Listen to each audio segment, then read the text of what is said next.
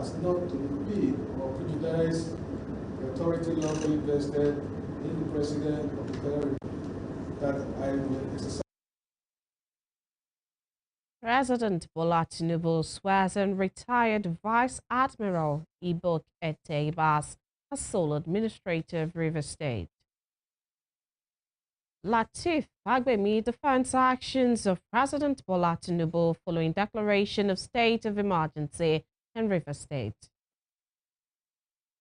EFCC arrests Accountant General of Bauchi State over alleged 70 billion naira fraud. On the foreign scene, Donald Trump describes how long call with Volodymyr Zelensky as good amid ceasefire talks. Good evening, this is News at 7 on Western Spring Television. I am Temitope Ajijololuola. President Bola Tinubu has sworn in retired Vice Admiral Ibok-Ete Ibas as a sole administrator of Rivers State. The administrator was sworn in following a short meeting with the president on Wednesday afternoon. Tinubu announced the appointment of the retired naval chief at a nationwide broadcast on Tuesday when he declared a state of emergency in Rivers State and suspended Governor Siminalayi Fubara, Deputy Governor Ngozi Odu, and the Rivers State House of Assembly members. Tinubu hinged his decision on Section 305 of the 1999 Constitution, saying he cannot continue to watch the political situation in Rivers escalate without taking any action. I, Vice Admiral Ibok-Ete Ibas, do solemnly swear and affirm that I will be faithful and bear true allegiance to the Federal Republic of Nigeria, that as Administrator of Rivers State, I will discharge my duties to the best of my ability, faithfully and in accordance with the Constitution of the Federal Republic of Nigeria and the law, and always in the interest of sovereignty, integrity, solidarity, well-being, and prosperity of the Federal Republic of Nigeria, that I will strive to preserve the fundamental objectives of directive principles of state policy contained in the Constitution of the Federal Republic of Nigeria, that I will exercise the authority vested in me as administrator so as not to impede or prejudice the authority lawfully vested in the President of the Federal Republic of Nigeria, and so as not to endanger the continuance of Federal Government of Nigeria, that I will not allow my personal interest to influence my official conduct or my official decisions, that I will, to the best of my ability, preserve, protect, and defend the Constitution of the Federal Republic of Nigeria, that I will abide by the Code of Conduct contained in the 5th Schedule of the Constitution of the Federal Republic of Nigeria, that in all circumstances I will do right to all manner of people according to law, without fear or favor, affection or ill will, that I will not directly or indirectly communicate or reveal to any person any matter which shall be brought under my consideration or shall become known to me as administrator of Rivers State, except as may be required for the discharge of my duties as administrator, and that I will devote myself to the service and well-being of the people of Nigeria. So help me God. Amen. The suspension of Fubara and other democratically elected representatives has been expressly rejected and condemned by many eminent Nigerians. Legal luminaries groups including Atiku Abubakar, Peter Obi, Femi Falana, the Labour Party, the People's Democratic Party, PDP, the Nigerian Bar Association, among others. However, the emergency rule has been praised by the pro-Nyesom Wike Assembly, led by Martin Semeole, accusing Fubara of contravening the Supreme Court ruling on the political situation in the state. And while Fubara has vacated the government house in Port Harcourt, along with his family and security details. According to reports, Fubara reportedly left the seat of power on Wednesday morning, speaking after his swearing-in. Ibas vowed to maintain law and order in the state. First of all, I think we know the circumstances that led to where we are here. And Mr. President made it very clear in his broadcast. And if the main issue is that of maintaining law and order in the state, I think for any meaningful activities to take place in Rivers State, that is the utmost task that I have, to work together with all other stakeholders to ensure that we bring peace, order, and security and stability to the people and government of Rivers State and Nigeria at large. Thank you. Let's take a quick look into Vice Admiral Ibok-Ete Ibas' profile before his appointment. Born on September 27, 1960, in Nko, Cross River State, Ibas is a Nigerian naval officer with a career spanning over 4 decades.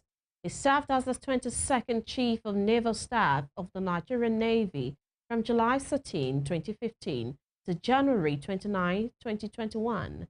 He also served as Nigeria's ambassador to Ghana. Ibas commenced his education at Nko Primary School and completed it at Bay Ajikwa Primary School in 1971. He attended Hope Waddell Training Institute from 1972 to 1976, and then the School of Basic Studies in Ogoja between 1977 and 1979. In 1979, he entered the Nigerian Defense Academy as part of the 26th regular course, commissioning as a sub-lieutenant on January 1, 1983. He is affiliated with professional organizations such as the Nigerian Institute of International Affairs and the Nigerian Institute of Management. Ibas is married to Theresa Ibas and they have 3 children. With his extensive experience and leadership within the Nigerian Navy, Ibas is expected to maintain peace and order in his role as the administrator of Rivers State in the next 6 months. In the meantime, the federal government has announced that funds allocated to Rivers State will be given to the state's administrator, Vice Admiral Ibok-Ete Ibas. It also defended President Bola Tinubu's decision to declare a state of emergency in Rivers, saying it was necessary to prevent a complete breakdown of order. The government dismissed claims that former Rivers State Governor and current FCT Minister Nyesom Wike played a role in the political crisis that led to the emergency declaration. Attorney General of the Federation and Minister of Justice Lateef Fagbemi made these statements while addressing journalists at the presidential villa in Abuja on Wednesday. When asked whether the federal government would still release the state's allocation despite the situation, Fagbemi said the funds will be made available if the administrator requested them.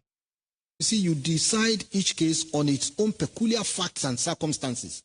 Who are the people involved? Who are the parties involved in this saga? They are the governor, members of the House of Assembly. So who else should have been affected? I've heard this funny argument. I'm sorry for saying it is funny because it doesn't make any sense to me. Oh, that the president should have just gone there to secure the pipelines and then come back. When some people are there, and vandals to come in. The action of the president is what happened is the effect of a fundamental cause, and you cannot be treating the cause, the effect, in order to cure the cause. What was the cause? The governor and members of the House of Assembly. So you don't try to, you have to behave responsibly, and you must have the guts. If it happens again, I will encourage Mr. President to do the same, maybe this time with even greater vigor and vitality. So the question of separating or treating or giving preferential treatment to anybody does not arise. You give preferential treatment to anybody, you are giving preferential treatment to hooliganism. Let's call a spade a spade. This is where I believe that we should put up our patriotism cap. It shouldn't be about individual. The playbook of the Honorable Minister of Federal Capital Territory. You see, there are occasions when, especially when it comes to national issues, we have to come out plainly and sincerely. Where do you put the Minister of FCT in this case? Was he the one who asked for the demolition of the House of Assembly? Was he the one who said the governor should not present his budget to the House of Assembly? Was he the one who advised the governor not to go through the House of Assembly for purposes of ratifying the commissioner nominees? I don't know, because if you want to look at a case, you look at the facts that have been presented. The Supreme Court made these critical findings. FCT minister did not feature. Whatever the situation, assuming he featured, he would have featured maybe on the side of the legislator. Yes, the legislators. But what we have here is let everybody go home for the first 6 months. So I don't see his aunt. Staying with Rivers crisis, a former governor of Rivers State and immediate past Minister of Transport, Rotimi Amechi, has added his voice to the rising opposition against the president's suspension of Governor Siminalayi Fubara as Deputy Ngozi Odu and members of the State House of Assembly in the wake of a state of emergency in the state, following the unending political crisis in the South-South. Distinguished minority leader, you may wish to second the motion that we step the first order of the day down to 3 p.m.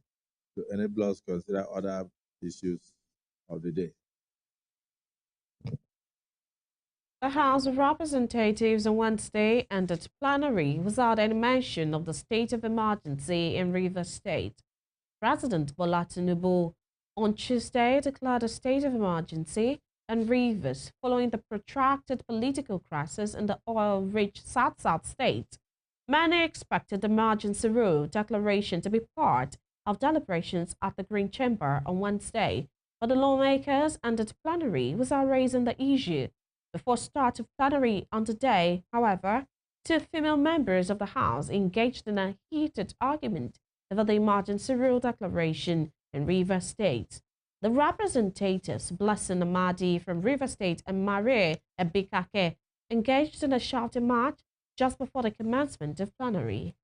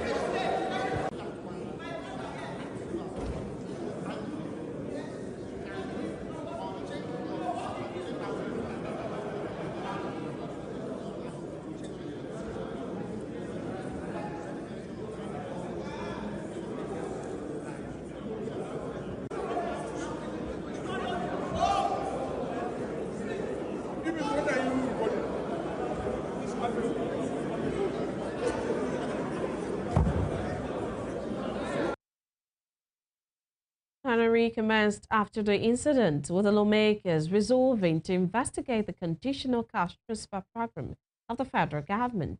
Abbas Adigu, who moved to motion, reminded the House that in order to ensure effective and efficient delivery of the program in August 2024, nominees for the program were informed that they will be paid the sum of 50,000 naira each for 3 months.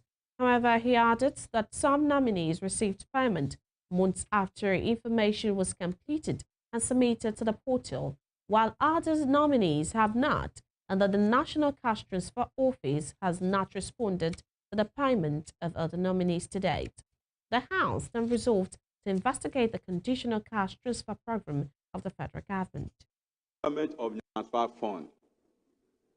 Please note that the federal government of Nigeria, in partnership with the World Bank, developed a social safety net program for the Nigeria in September 2016.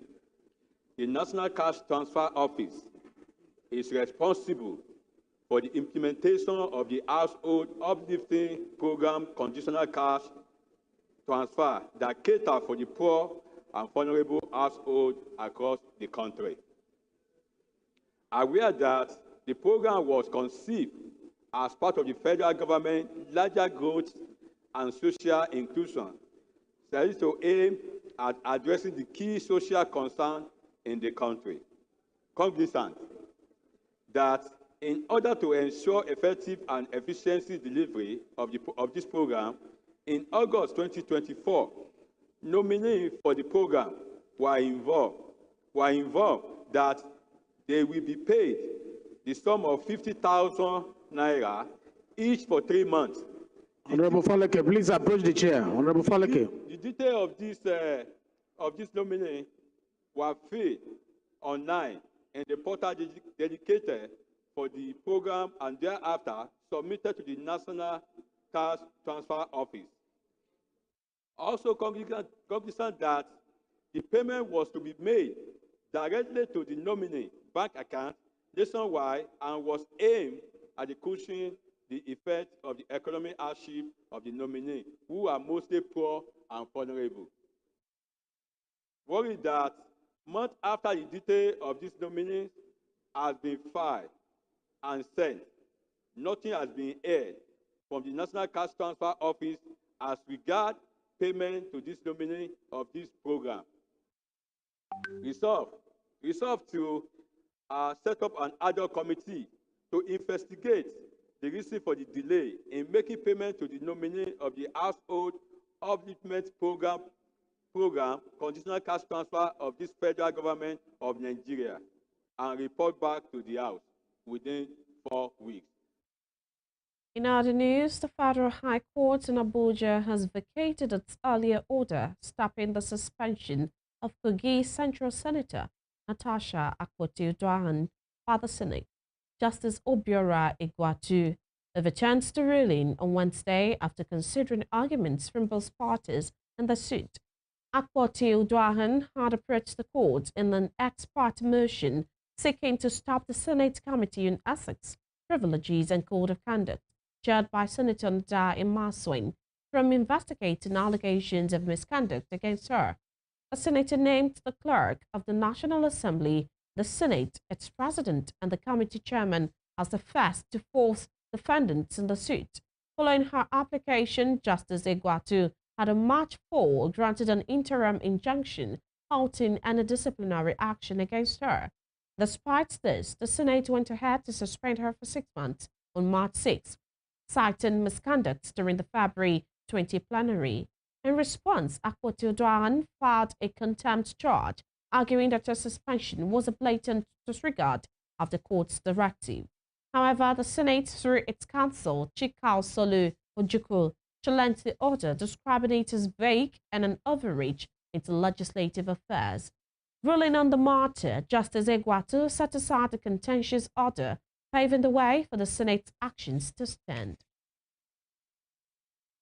The Delta State chapter of the People's Democratic Party, PDP, has summoned an emergency meeting with political aides to Governor Sheriff Oborevwori following a wave of defections to the All Progressives Congress, APC. Over 5,000 PDP members, including Senator Ned Nwoko, Eriatake Ibori Suwenu, former House of Representatives member Nicholas Osei, Chief Great Oveje Ogboru, former Commissioner Chika Osei, and Dr. Chris Okoba, recently dumped the party for the APC, citing internal crisis and accusing the governor of high-handedness. According to reports, some of the governor's key allies, particularly those instrumental to his 2023 election victory, are also considering leaving the party. prompting the PDP leadership to convene the meeting in a bid to contain the situation. In a statement on Wednesday in Asaba, Delta State, PDP Chairman Solomon Areyinka directed all political aides to the governor to attend the meeting scheduled for Thursday at the party's secretariat. Moving on, the Osun State government has reiterated its commitment to local content development and ensuring a better life for residents of the state. This is according to the Commissioner for Information and Public Enlightenment, Kolakbo Alimi. He reiterated the commitment of Governor Ademola Adeleke to good governance. Mr. Alimi spoke during the presentation of a check of 5 million naira to Performing Musicians Association of Nigeria in Osun State, which was facilitated by the Bureau of Social Services. Earlier, Senior Special Assistant to the Governor and Bureau of Social Services, Aketunde Bello Sharif, thanked Governor Adeleke for his faithfulness to the people of Osun State and appreciated the Chief of Staff, Alhaji Kazim Akinleye, and the Head of Service, Anyonleye Aino, for the support. Mr. Sharif also sought for more support for Governor Adeleke's administration. In her address, wife of the Chief of Staff, Alhaja Balkis Akinleye, said the support provided to PMAN by the government will serve as a great help to the group. Some of the dignitaries at the event include Special Advisor to the Governor of Political Affairs, Alhaji Muniru Raji, and PMAN Governor in the state, Alhaji Abdulaziz Adebayo, who appreciated Governor Adeleke for his giant strides. It is important I laud His Excellency the Governor, because since the day I was seconded here, based on his, love and magnanimity, His Excellency has not left us alone to the waters of this world. And this is why we are proud to always associate with him. And we thank God in his life that God, in his divine calculation, is leading the governor aright, such that he is doing the wishes and aspirations of the public. And today, we can beat our chest and say that His Excellency Asiwaju Ademola Jackson Adeleke is the most popular governor in Nigeria. And that does not come by a miracle. It is because of the hard work he is putting into the service of. You're watching news at 7 on Western Spring Television. Still to come. And CDC confirmed